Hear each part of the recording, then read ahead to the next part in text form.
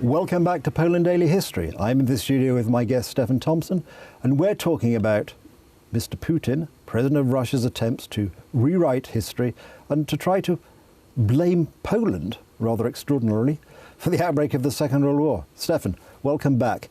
Thank you. And we sort of in the previous episode we talked about the actual outbreak of the war, but it would probably be useful to sort of set this in context and say a few words about German-Soviet relations in the pre-war period.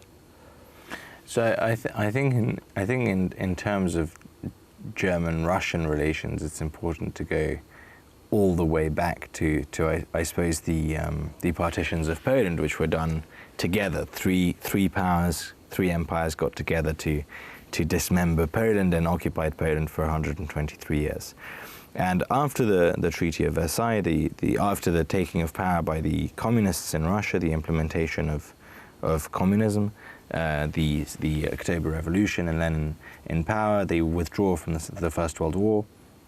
Germany is then defeated in the First World War, and we have the Treaty of Versailles. And not long after that, relations return between now Soviet Russia and the newly formed Germany. These relations are normalized in the Treaty of Rapallo, and then they are re-ratified in 1926 with the Treaty of Berlin, and then in 1931 and 1933 they're ratified again with the newly formed Nazi Germany. But what's very interesting to note, and I think what's very important to note, is that though officially their relations with the Treaty of Rapallo introduced merely economic ties, unofficially, there is already a secret protocol, a secret pact, which I think hails things to come in 1939. And part of this secret pact, obviously, is part of the Treaty of Versailles. Germany is sort of the Western powers attempt to sort of tame it, and they don't allow it effectively to use certain types of armaments. They don't allow it to keep a standing army over a certain number of forces, etc., etc., etc. And in a roundabout way to get around that, the Germans cut a deal with the Russians. And part of this deal is the ability to use Russian training grounds to test military technology, to test military tactics, and also, very interestingly, they exchange officers. So experiences of the Bolshevik War, we've got sort of Soviet Bolsheviks training German officers, and German soldiers and German officers training Soviet soldiers.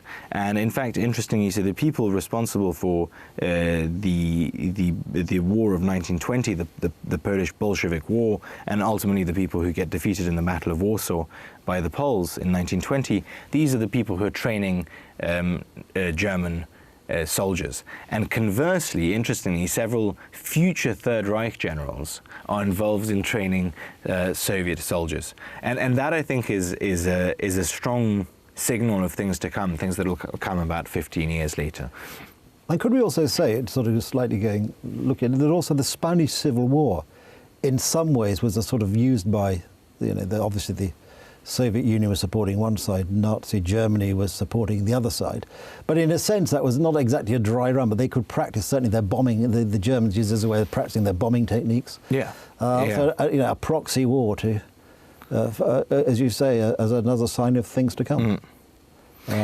And ultimately, all of this leads in 1939. We've got this idea of Nazism and communism being so far removed from each other, and yet here we have these two powers secretly plotting and scheming, and eventually this all leads in 1939. In 1939, there's a party congress, and in that party congress, Joseph Stalin himself makes sort of a move for further rapprochement with Nazi Germany. And this signal in his chestnut speech eventually will lead to the Molotov-Ribbentrop Pact. And interestingly, I think, especially since Putin has accused the Poles of anti-Semitism, it's very interesting to note that Stalin replaced one of his ministers, Litvinov, who was a Russian Jew, with Molotov. And partially to appease appease Hitler and make the negotiations between Ribbentrop and Molotov easier.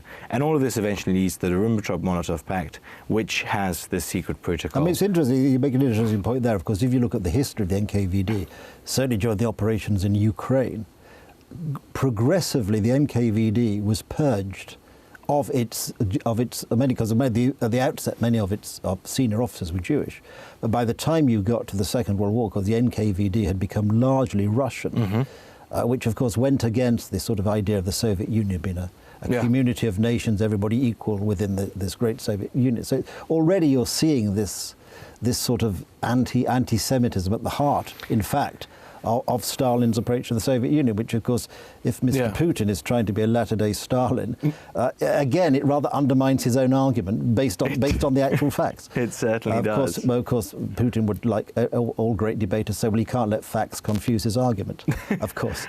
But anybody who takes the trouble to understand the basic history of the beginning of the Second World War would just regard Putin's claims as extraordinary.